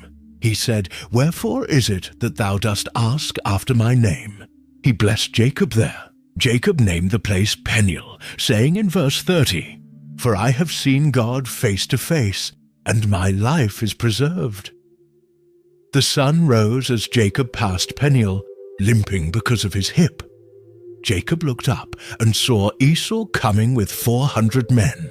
Chapter 33 verse 1 says, "He divided the children among Leah, Rachel, and the 2 female servants. He put the servants and their children first, Leah and her children next, and Rachel and Joseph last." Jacob went ahead of them and bowed to the ground 7 times as he approached his brother. But Esau ran to meet him, embraced him, fell on his neck, kissed him, and they wept. Esau looked up and saw the women and children. He asked, "Who are those with thee?" Jacob answered in verse 5, "The children which God hath graciously given thy servant." Esau asked about all the herds he had met. Jacob said in verse 8, "These are to find grace in the sight of my Lord." Esau said he had enough and told Jacob to keep his possessions. But Jacob insisted in verse 10, "Nay, I pray thee, if now I have found grace in thy sight, then receive my present at my hand. For therefore I have seen thy face, as though I had seen the face of God, and thou wast pleased with me." Esau accepted the gift. Esau suggested they journey together, but Jacob said the children and animals needed to travel slowly. He told Esau to go ahead, so Esau returned to Seir that day. Jacob traveled to Succoth, built a house, and made shelters for his livestock. Then he came safely to the city of Shechem in Canaan and camped before the city. He bought the piece of land where he pitched his tent from Hamor's sons for 100 pieces of money. He erected an altar there and called it El Elohe Israel. Dinah, the daughter Leah bore to Jacob, went out to see the daughters of the land. Chapter 34 verse 2 describes what happened. When Shechem the son of Hamor the Hivite, prince of the country, saw her, he took her and lay with her, and defiled her. Shechem raped Dinah. But verse 3 says, His soul clave unto Dinah, the daughter of Jacob. And he loved the damsel, and spake kindly unto the damsel. Shechem fell in love with her after violating her. He told his father Hamor, Get me this damsel to wife. Jacob heard that Shechem had defiled his daughter. His sons were with the livestock in the field, so Jacob kept quiet until they came home. Hamor came to speak with Jacob. When Jacob's sons heard what happened, they were grieved and very angry, because Shechem had done a disgraceful thing in Israel by lying with Jacob's daughter. Hamor spoke with them, saying in verse 8, The soul of my son Shechem longeth for your daughter. I pray you give her him to wife, and make ye marriages with us, and give your daughters unto us, and take our daughters unto you. Hamor proposed intermarriage between their peoples. Shechem said to Dinah's father and brothers, Let me find grace in your eyes, and what ye shall say unto me I will give. Ask me never so much dowry and gift, and I will give according as ye shall say unto me. But give me the damsel to wife. He would pay any price. Jacob's sons answered deceitfully, because Shechem had defiled their sister. They said in verse 14, We cannot do this thing, to give our sister to one that is uncircumcised, for that were a reproach unto us. But in this will we consent unto you, if ye will be as we be, that every male of you be circumcised. Then will we give our daughters unto you, and we will take your daughters to us, and we will dwell with you, and we will become one people. They demanded all the men be circumcised. Their words pleased Hamor and Shechem. Shechem immediately agreed because he delighted in Jacob's daughter. He was the most honored in his father's house. Hamor and Shechem spoke to the men of their city, saying in verse 21, These men are peaceable with us. Therefore let them dwell in the land and trade therein. For the land, behold, it is large enough for them. Let us take their daughters to us for wives, and let us give them our daughters. Only herein will the men consent unto us, for to dwell with us, to be one people, if every male among us be circumcised, as they are circumcised. They convinced the men by pointing out the wealth they would gain. Every male in the city was circumcised. On the third day, when they were in pain, verse 25 reveals what happened. Two of the sons of Jacob, Simeon, and Levi, Dinah's brethren, took each man his sword and came upon the city boldly, and slew all the males. They killed Hamor and Shechem with the sword, and took Dinah from Shechem's house. The other sons of Jacob came and plundered the city because their sister had been defiled. They took their sheep, oxen, donkeys, everything in the city and field, all their wealth, children, and wives. Jacob said to Simeon and Levi in verse 30, Ye have troubled me to make me to stink among the inhabitants of the land, the Canaanites and the Perizzites. And I, being few in number, they shall gather themselves together against me and slay me, and I shall be destroyed, I and my house. Jacob feared retaliation, but they answered, Should he deal with our sister as with an harlot?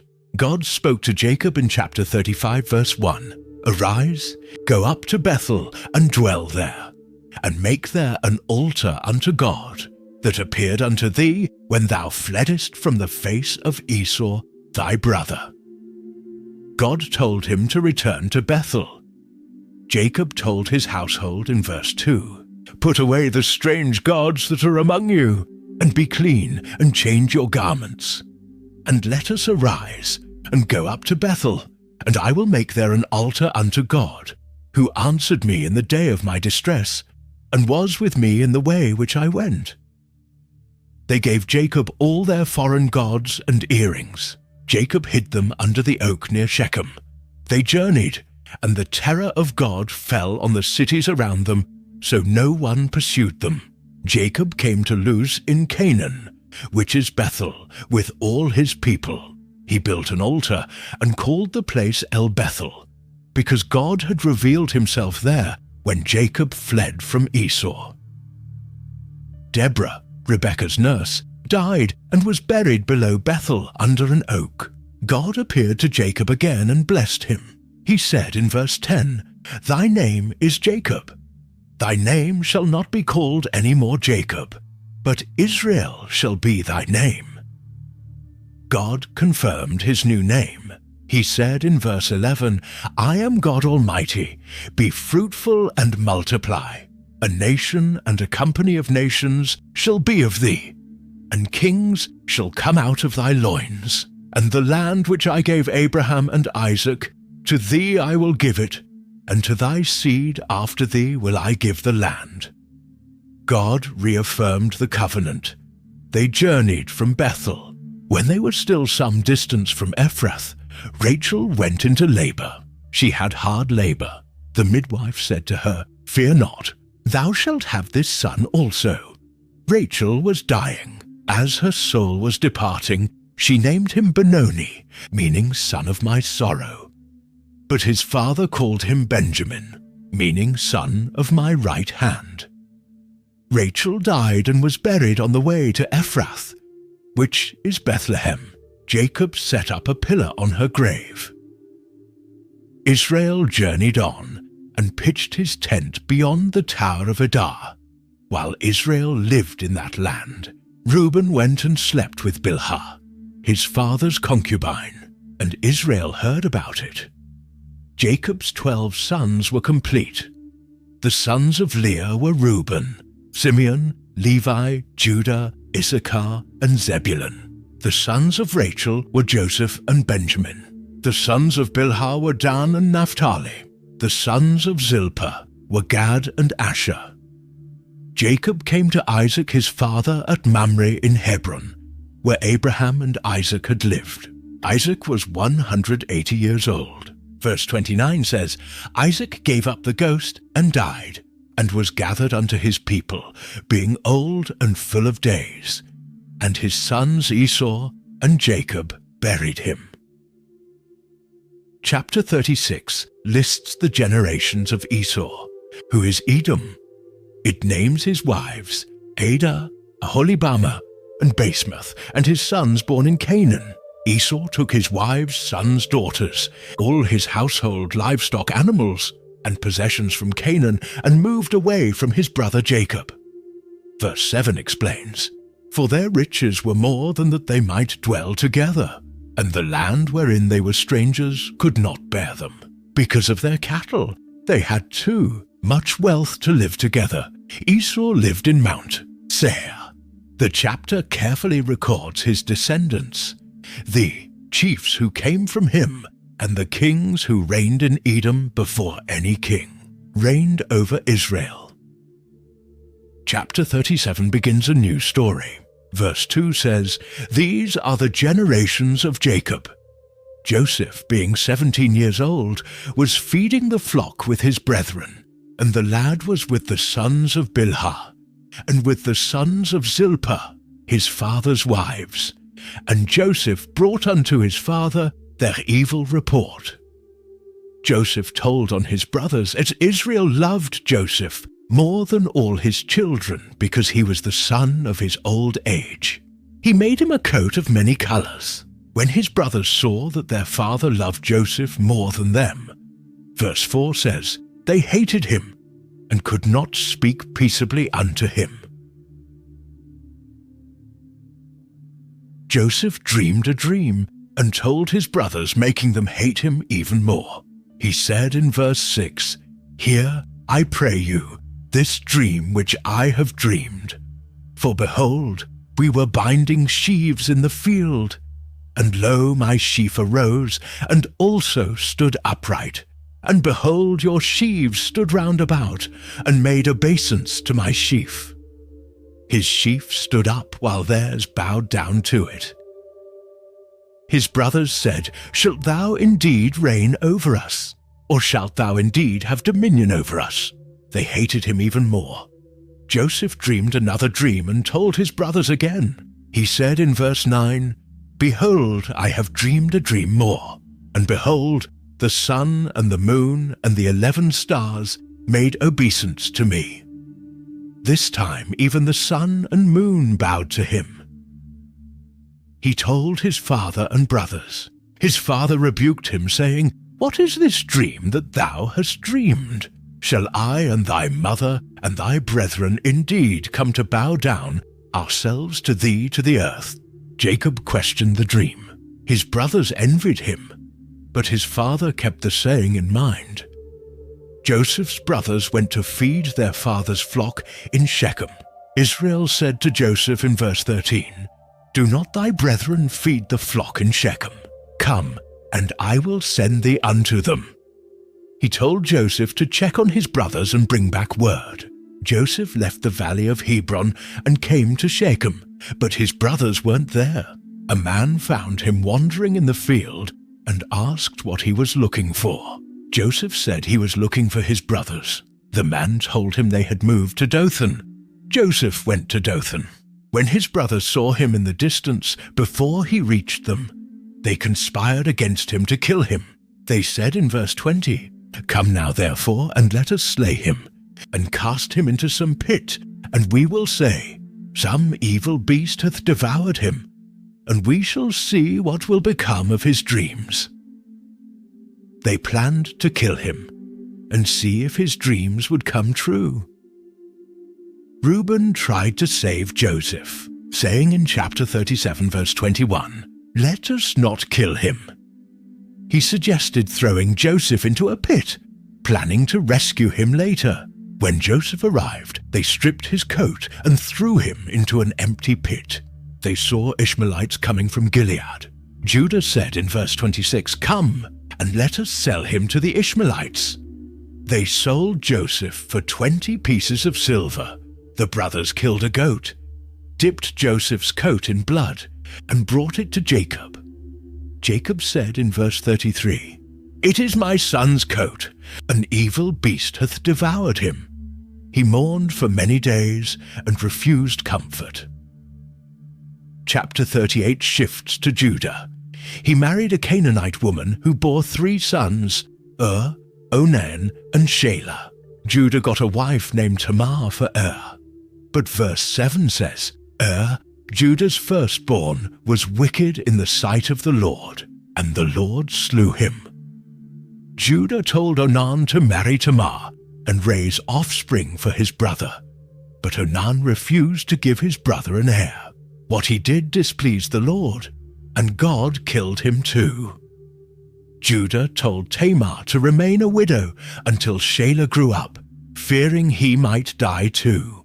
Time passed. Judah's wife died. After mourning, he went to shear his sheep. Tamar heard about it and realized Shelah had grown but wasn't given to her.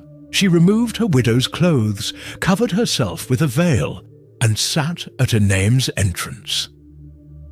Judah saw her and thought she was a prostitute. He offered a young goat for her services. She asked for a pledge until he sent it. He gave her his signet, bracelets, and staff. She conceived.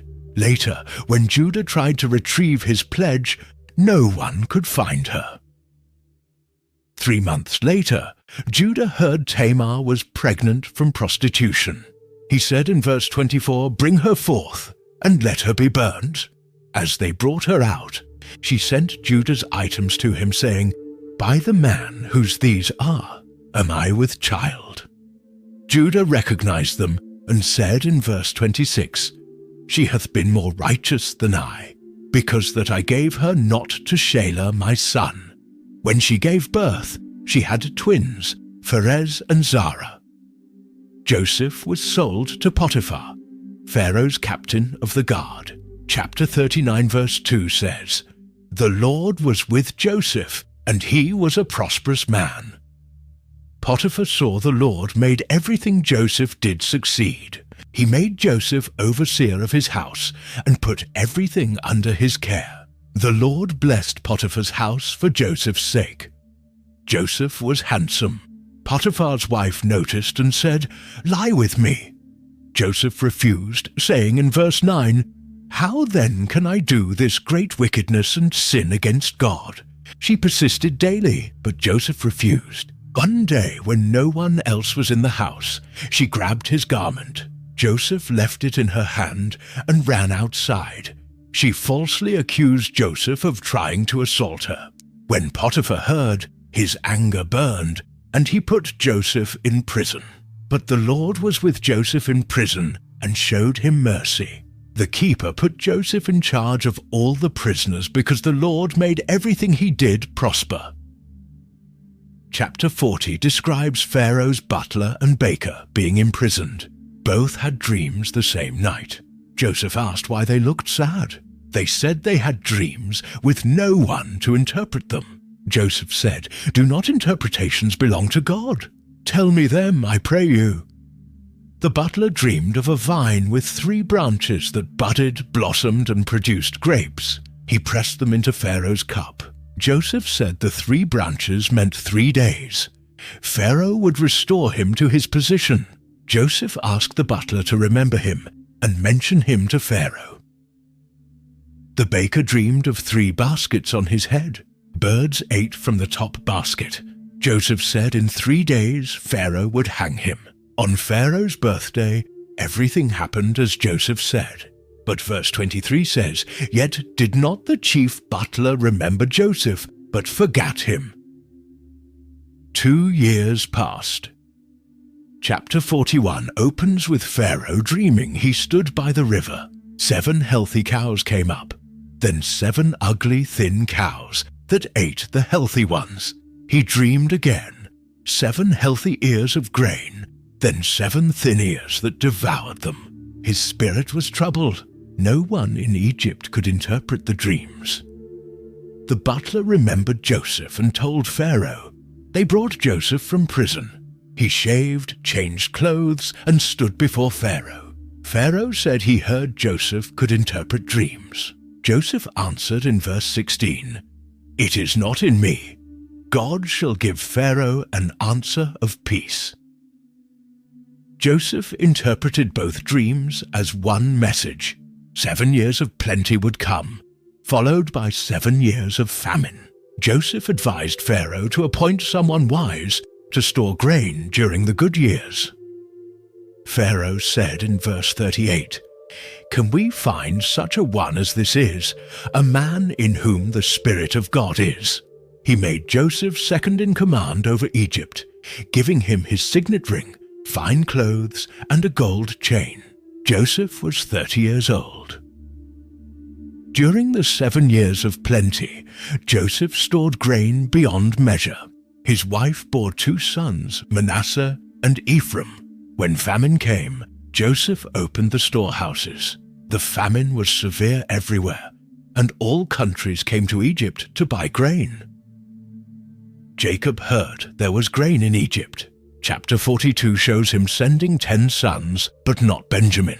When they arrived, they bowed before Joseph. He recognized them, but acted like a stranger, accusing them of being spies. They protested they were honest men, 12 brothers, the youngest at home, one no more. Joseph said one would stay in prison while the others took grain home and brought back their youngest brother. They said to each other in verse 21, "We are verily guilty concerning our brother." Joseph turned away and wept. He kept Simeon and sent them home with grain. He secretly put their money back in their sacks. When they discovered the money, they were afraid. Jacob refused to send Benjamin, but the famine was severe. Chapter 43 shows Judah promising to guarantee Benjamin's safety. Jacob finally agreed, sending them with gifts and double money. When Joseph saw Benjamin, he prepared a feast. He could barely control his emotions when he saw his brother and went to his chamber to weep. At the meal, Benjamin's portion was 5 times larger than anyone else's. Chapter 44 describes Joseph commanding his steward to put his silver cup in Benjamin's sack. After they left, Joseph sent his steward to accuse them of theft. The cup was found in Benjamin's sack. They returned in grief. Joseph said only Benjamin would be his servant. Judah pleaded with Joseph, explaining how their father would die of grief if Benjamin didn't return. He begged in verse 33, "Let thy servant abide instead of the lad a bondman to my lord, and let the lad go up with his brethren." Judah offered himself as a slave in Benjamin's place. Joseph could control himself no longer. Chapter 45 verse 1 shows him sending everyone out. He wept loudly and said to his brothers, "I am Joseph. Doth my father yet live?" They were terrified. Joseph told them not to be grieved, saying in verse 5, "God did send me before you to preserve life." God had sent him ahead to save lives during the famine. He said in verse 8, "So now it was not you that sent me hither, but God." He told them to hurry back and bring their father to Egypt. Pharaoh heard and was pleased. He offered them the best of Egypt's land. Joseph sent them with carts, provisions, and gifts. He warned in verse 24, "See that ye fall not out by the way." They told Jacob, "Joseph is yet alive, and he is governor over all the land of Egypt."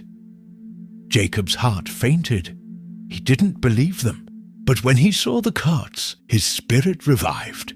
He said in verse 28, "It is enough. Joseph my son is yet alive. I will go and see him before I die." Chapter 46 shows Israel journeying to Egypt. God spoke to him in a vision, saying in verse 3, "Fear not to go down into Egypt, for I will there make of thee a great nation." All Jacob's household, 70 people, went to Egypt. Joseph met his father in Goshen. Verse 29 says, "He fell on his neck and wept on his neck a good while." Israel said, "Now let me die, since I have seen thy face, because thou art yet alive." Chapter 47 opens with Joseph presenting his family to Pharaoh. Pharaoh gave them the best land in Goshen. Joseph provided food for his entire family. Israel lived in Egypt 17 years. Jacob lived in Egypt 17 years. Chapter 47 verse 28 says he lived 147 years total. When death approached, he made Joseph swear to bury him in Canaan with his fathers. Chapter 48 shows Jacob blessing Joseph's sons. He adopted Ephraim and Manasseh as his own. When Joseph brought them to be blessed, Jacob crossed his hands, putting his right hand on Ephraim's head. Though he was younger, Joseph tried to correct him. But Jacob refused, saying in verse 19, "I know it, my son, I know it. He also shall become a people, and he also shall be great. But truly his younger brother shall be greater than he." He set Ephraim before Manasseh. Chapter 49 records Jacob calling all his sons together. He blessed each with prophecies about their futures. He told Judah in verse 10, "The scepter shall not depart from Judah, nor a lawgiver from between his feet until Shiloh come." Kings would come from Judah's line. After blessing all 12 sons, verse 33 says, "He gathered up his feet into the bed and yielded up the ghost, and was gathered unto his people." Chapter 50 verse 1 says, "Joseph fell upon his father's face and wept upon him and kissed him." The Egyptians mourned 70 days. Joseph took a great company to Canaan and buried Jacob in Machpelah's cave with Abraham and Isaac. After Jacob's death, the brothers feared Joseph would take revenge. They sent a message claiming Jacob had asked Joseph to forgive them. Joseph wept and said in verse 20, "Ye thought evil against me, but God meant it unto good, to bring to pass, as it is this day, to save much people alive. Now therefore fear ye not, I will nourish you and your little ones." He comforted them. Joseph lived 110 years and saw Ephraim's children to the 3rd generation. Before dying, he told his brothers in verse 24, "God will surely visit you, and bring you out of this land unto the land which he sware to Abraham, to Isaac, and to Jacob." He made them swear to carry his bones out of Egypt when God brought them to the promised land. Joseph died, was embalmed, and put in a coffin in Egypt, and so ends the book of Genesis, from the first breath of creation to the final breath of Joseph in Egypt. We've journeyed through the cosmic beginning where God spoke light into darkness, walked with the patriarchs who trusted God against impossible odds, and witnessed how a family of 70 souls became the foundation of a nation that would change the world forever. Every story in Genesis points to something greater. Every promise God made to Abraham, Isaac, and Jacob echoes through history. The dreams Joseph interpreted in prison became the salvation of nations. The brother sold for 20 pieces of silver became the savior of his family. Nothing was wasted. Nothing was by chance. If this journey through Genesis opened your eyes to see these ancient stories in a new way, don't keep it to yourself. Hit that subscribe button so you won't miss when we continue this epic saga into Exodus, where God's promises to Abraham finally begin to unfold in spectacular fashion. Share this video with someone who needs to see the Bible like never before. The story isn't over. In fact, it's only just begun. See you in the next chapter.